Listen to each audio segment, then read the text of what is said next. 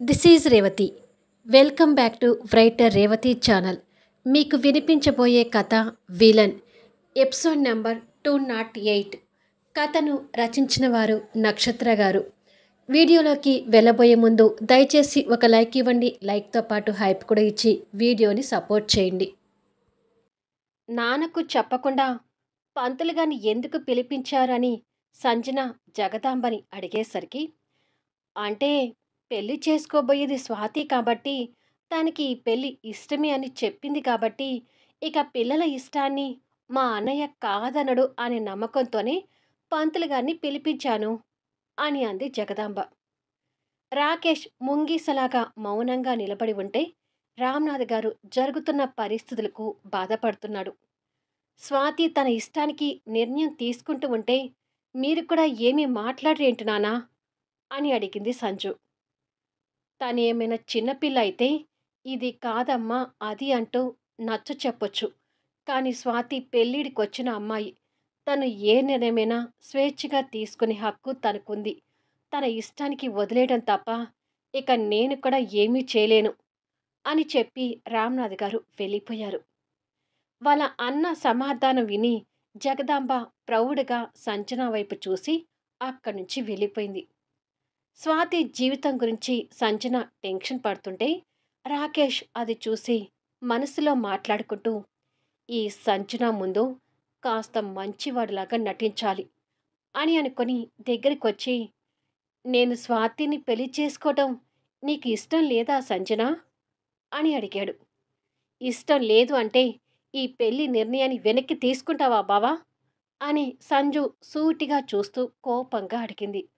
ఆ మాటకి ఉలిక్కిపడి, ఇదేంటి డైరెక్ట్‌గా ఇలా అంటుంది అని అనుకొని, అది సంజన, మావయ్య బాధ కాస్తైనా తగ్గించడానికే నేను స్వాతిని పెళ్లి చేసుకుంటాను అన్నాను. నా మంచితనాన్ని నువ్వు అర్థం చేసుకోవడం లేదు అన్నాడు కన్నింగ్ లుక్స్‌తో. నా బాధని తగ్గించు అని మా నాన్న నిన్ను ఏమైనా అడిగాడా అంది అదే కోపంతో. అడగలేదు కానీ అంటూ నసుగుతూ ఉన్నాడు. అనవసరంగా ఈ పెళ్లి టాపిక్ తీసుకొచ్చి మా అందరినీ కంగారు పెడుతున్నావు బావా. అదేమో ఆవేశంలో నిర్ణయం తీసుకొని ఈ పెళ్లికి ఒప్పుకుంది. మీ అమ్మ కొడుకేమో వెనక ముందు ఆలోచించకుండా అప్పుడే ముహూర్తాల వరకు వెళ్ళారు. కానీ ఈ పెళ్లి జరుగుతుందని నమ్మకం నాకు మాత్రం లేదు అని చెప్పి సంచన కోపంగా వెళ్ళిపోయింది. ఈ సంచన నాతోనే ఇలా మాట్లాడుతుందంటే స్వాతి మనసును మార్చడానికి ఏ మాత్రం వెనకాడదు. ఈ పెళ్లి అయ్యే వరకు స్వాతి మనసు మారకుండా కనిపెట్టుకుంటూ ఉండాలి అని రాకేష్ మనసులో అనుకున్నాడు. అలా అనుకుంటూ ఉండగానే షీలా దగ్గర నుంచి కాల్ వస్తుంటుంది. ఆ కాల్ చూసి ఎవరూ గమనించకుండా ఇంటి నుండి బయటకొచ్చి కాల్ చేసి హలో అన్నాడు. జగదీశ్వరరావు దెబ్బల గాయాలతో బెడ్ మీద పడుకునుంటే షీలా పక్కనే కూర్చొని ఆ కాల్ మాట్లాడుతూ, ఏమవుతుంది రాకేష్ అని అడిగింది. ఇప్పటి వరకు అంతా నేను అనుకున్నట్టుగానే జరుగుతుంది. మరో వారం రోజుల్లో స్వాతికి నాకు పెళ్ళి అని అన్నాడు. అది విని షీలా సంతోషపడుతూ, గుడ్, ఆ ఆదిత్యని ప్రేమించిన స్వాతిని నువ్వు పెళ్లి చేసుకోబోతున్నావన్నమాట అని అంది. ఎస్, ఆల్రెడీ అన్న తమ్ముడు వచ్చి నానా రభస చేసి వెళ్ళిపోయారు. ఆ తర్వాత ఆ పూర్ణ వచ్చి నచ్చ చెప్పాలని చూసింది. అయినా స్వాతి వినలేదు. ఆవిడ ఉండగానే ముహూర్తాలు కూడా కుదిరాయి అన్నాడు. ఏదో ఒకరా ఆ యశ్వంత్ వాళ్ళ ఫ్యామిలీకి మనశ్శాంతి లేకుండా చేయాలి రాకేష్. యశ్వంత్ని నేను దక్కించుకోలేకపోయినందుకు నీ ద్వారా అయినా నా పంతం తీరాలి. ఆ సంజు ఫ్యామిలీ మెంబర్స్, ఈ యశ్వంత్ ఫ్యామిలీ మెంబర్స్ ఎప్పుడు ఏడుస్తూనే ఉండాలి అని అంది షీల. అందుకే కదా పెళ్లి విషయంలో నేను అంత పట్టుదలగా ఉన్నాను. స్వాతిని పెళ్లి చేసుకొని తనకి నరకం అంటే ఏంటో చూపిస్తేనే సంజన విషయంలో నేను సంతృప్తిగా ఉండేది అని ఇద్దరూ మాట్లాడుకుంటూ ఉన్నారు. జగదీశ్వరరావు ఆ విషయాలు వింటూ యశ్వంత్ మీద పగా ప్రతీకారంతో రగిలిపోతున్నాడు. అభి రూమ్లో కూర్చొని ఏవో ఫైల్స్ చూసుకుంటూ ఉండగా దివ్య కంగారుగా అభి అంటూ వచ్చింది. తను అలా రావటం ఆశ్చర్యంగా చూస్తూ ఉండే గాని, దివ్య దగ్గరికొచ్చి, "నీకు ఈ విషయం తెలుసా?" అని అడిగింది. "ఏ విషయం?" అని అన్నాడు. స్వాతి వాళ్ళ బావ ఎవరో రాకేష్‌ని పెళ్లి చేసుకోడానికి ఒప్పుకుందంట. మరో వారం రోజుల్లో వాళ్ళ పెళ్ళికి ముహూర్తాలంట. అమ్మకి ఫోన్ చేస్తే ఈ విషయం కన్నీళ్లు పెట్టుకుంటూ చెప్పింది అని అంది. అభికి ఆ విషయం తెలియక, అవునా అంటూ ఆశ్చర్యపోతున్నాడు. సంజు వదిన నీకేం ఫోన్ చేయలేదా అని అడిగింది. మొన్న నీ విషయంలో నన్ను చెంపదెబ్బ కొట్టి వెళ్ళినాక ఆఫీస్కి రావడం లేదు, నాకు ఫోన్ కూడా చేయడం లేదు అన్నాడు. ఒకసారి మనం సంజు వదిన వాళ్ళ ఇంటికి వెళ్ళి వద్దాం అభి అని అంది. సరే పద అని చెప్పి ఇద్దరూ బయలుదేరారు.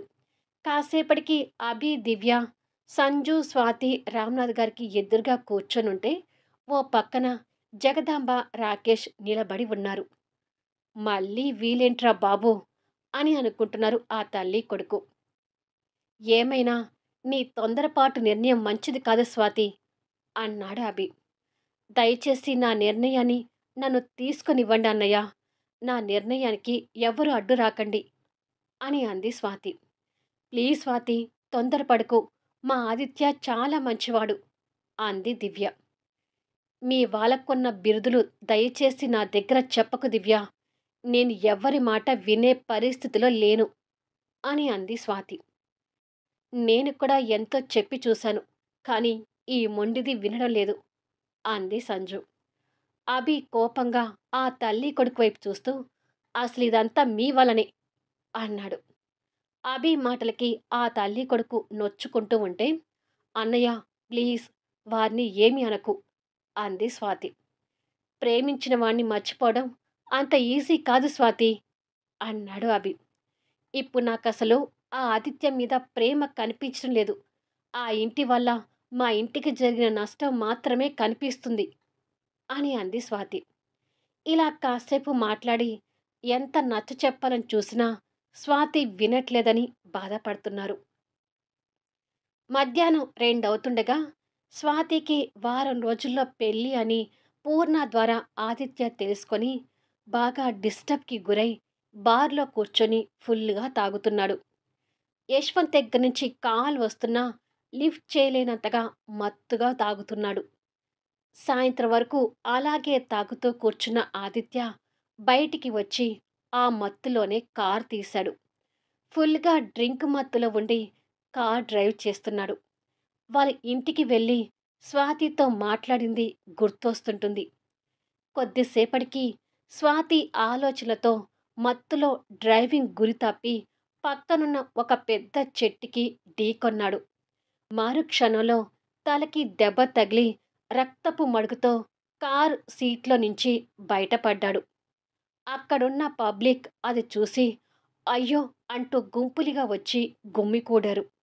సంజు ఆ రూట్లోనే కూరగాయల మార్కెట్ నుంచి కూరగాయలను తీసుకుని వస్తూ గుమ్మికూడిన జనాలను చూసి ఏమై ఉంటుంది, ఏదైనా యాక్సిడెంట్ జరిగి ఉంటుందా అని అనుకొని ఆ జనాల నుంచి వెళ్తుంటుంది. జనాల్ని తప్పుకుంటూ లోపలికి వెళ్ళేసరికి తలకు తగిలిన దెబ్బతో రక్తపు మడుగులో ఆదిత్య స్పృహ కోల్పోయి కనిపిస్తున్నాడు. ఆదిత్యని ఆ పరిస్థితిలో చూడగానే సంజు హడలిపోయి చేతిలో ఉన్న కూరగాయల కవర్ వదిలేసి ఆదిత్య అంటూ దగ్గరికి వెళ్ళింది. ఆదిత్య దగ్గర కింద కూలబడి భయపడుతూ స్పృహ కోల్పోయిన ఆదిత్యని ఒడిలోకి తీసుకుంది. అయ్యో, అతనివిడికి ఎవరో తెలిసట్టుంది, కానీ అతని ప్రాణాలు ఉన్నాయో పోయాయో అర్థం కావడం లేదు అని అనుకుంటున్నారు జనాలు. వాళ్ళ మాటలు చెవిలో పడుతుంటే స్పృహ కోల్పోయిన ఆదిత్యని చూసి ఇంకా భయపడుతూ ఆదిత్య కళ్ళు తెరువు అంటూ ఆదిత్య చెంపలు పట్టుకొని కదిలిస్తుంటుంది. ఇక్కడ దగ్గరలోనే హాస్పిటల్ ఉంది, అంబులెన్స్కి ఫోన్ చేద్దాం అని చెప్పి అక్కడ ఉన్న జనాలు అంబులెన్స్కి ఫోన్ చేస్తుంటారు. ఆదిత్యను చూసి సంజు భయంతో కన్నీళ్లు పెడుతూ కళ్ళు తెరువు ఆదిత్య, నీకేమీ కాలేదు, ఒక్కసారి కళ్ళు తెరిచి నన్ను చూడు అంటూ కదిలిస్తుంటే ఆదిత్య నిదానంగా కళ్ళు తెరిచి సంజుని చూశాడు. ఆదిత్య కళ్ళు తెరిచేసరికి సంజు మొహంలో చిన్న సంతోషం కనిపిస్తుంటుంది. కళ్ళకు ఎదురుగా సంజు కనిపించగానే వదినా అని అభిమానంగా పిలిచి మళ్ళీ స్పృహ కోల్పోయాడు. ఆదిత్యను చూసి సంజు కంగారు పడుతుండగానే అంబులెన్స్ అక్కడికి చేరుకుంటుంది. కాసేపటికి ఆదిత్యని హాస్పిటల్లో స్ట్రెచర్ మీద ఐసీయూకి తీసుకొని వెళ్తుంటే సంజు భయపడుతూ ఆ స్ట్రెచర్ వెంట వస్తుంటుంది. నర్స్ ఆదిత్యను లోపలికి తీసుకువెళ్తూ మీరిక్కడ వెయిట్ చేయండి అని చెప్పి లోపలికి తీసుకువెళ్లారు. ఆదిత్యకి ఏమవుతుందోనని సంజు భయపడుతూ ఒంటి మీద చూసుకునేసరికి తన చీర అంతా కూడా రక్తమయం అయ్యి కనిపిస్తుంటుంది. ఆదిత్యకి ఇంతగా రక్తం పోయింది. అసలు ఏమవుతుందో అర్థం కావడం లేదు. ముందసలు యశ్వంత్‌కి ఫోన్ చేయాలి అని అనుకొని తన సెల్ నుంచి యశ్వంత్‌కి కాల్ చేస్తుంటుంది. యశ్వంత్ ఒక ఓపెన్ ప్లేస్‌లో కారు ముందు నిలబడి ఆదిత్య ఫ్రెండ్స్‌కి కాల్ చేసి ఆదిత్య గురించి కనుక్కుంటూ ఉండగా సంజు దగ్గర నుంచి కాల్ వెయిటింగ్ రావడం చూసి సంజు నాకు కాల్ చేయడమేంటి అని అనుకొని లిఫ్ట్ చేసి హలో అన్నాడు. అటు నుంచి సంజు చెప్పేది విని యశ్వంత్ ఒక్కసారిగా హడలిపోతూ ఏ హాస్పిటల్ అని పొడిబారిన గొంతుతో అడిగాడు. సంజు భయపడుతూనే పలానా హాస్పిటల్ అని చెప్పింది. నేనిప్పుడే బయలుదేరుతున్నాను అని చెప్పి యశ్వంత్ వెంటనే కాల్ కట్ చేసి కార్ తీసుకుని బయలుదేరాడు.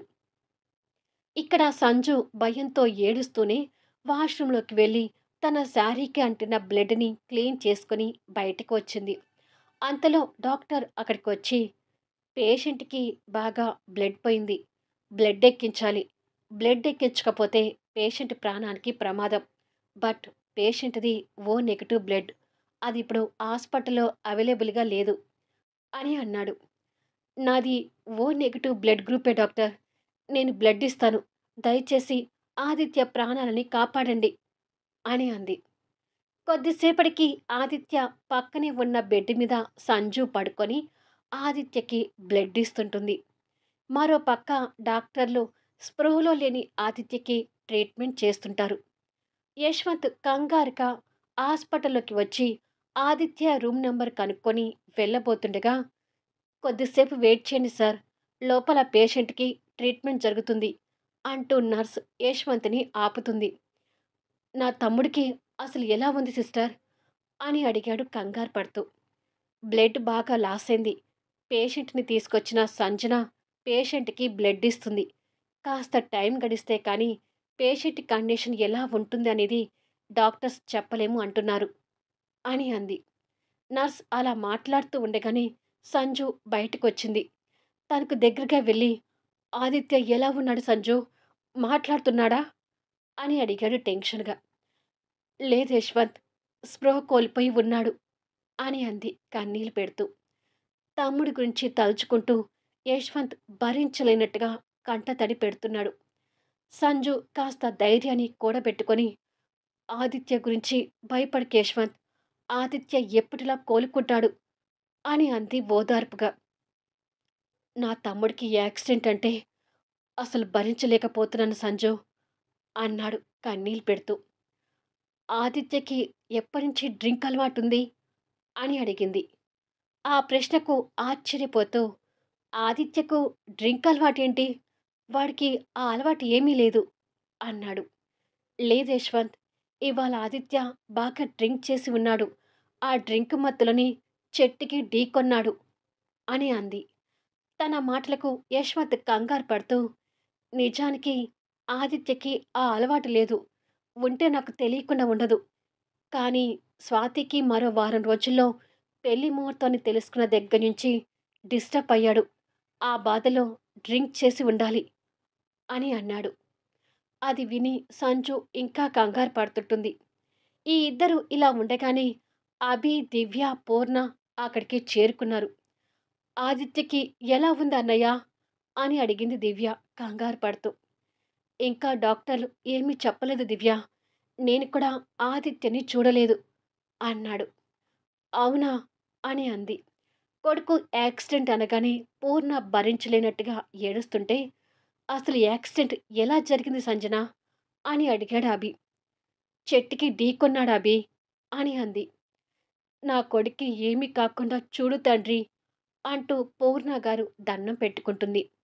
సంజు కూడా ఆదిత్య గురించి కంటతడి పెడుతుండగా చేతిలో ఉన్న ఫోన్ రింగ్ అవుతుంది. అది స్వాతి దగ్గర నుంచి వస్తుంటుంది. అక్కడి నుంచి పక్కకి వెళ్ళి ఫోన్ లిఫ్ట్ చేసి హలో అని అంది. రాకేష్ జగదాంబకి ఎదురుగా సోఫాలో కూర్చున్న స్వాతి ఆ కాల్ మాట్లాడుతూ మార్కెట్‌కి వెళ్ళి ఇంకా రాలేదేంటక్కా అని అడిగింది. మార్కెట్‌కి వెళ్ళి వస్తుండగా ఆదిత్యకి యాక్సిడెంట్ అయ్యి నా కంట పడ్డాడు స్వాతి అని అంది సంజు. స్వాతి రియాక్షన్ ఏంటి అనేది నెక్స్ట్ వీడియోలో చూద్దాం. కథ నచ్చితే దయచేసి లైక్ చేయండి, హైప్ ఇవ్వండి, మీ అమూల్యమైన కామెంట్స్ షేర్ చేయండి.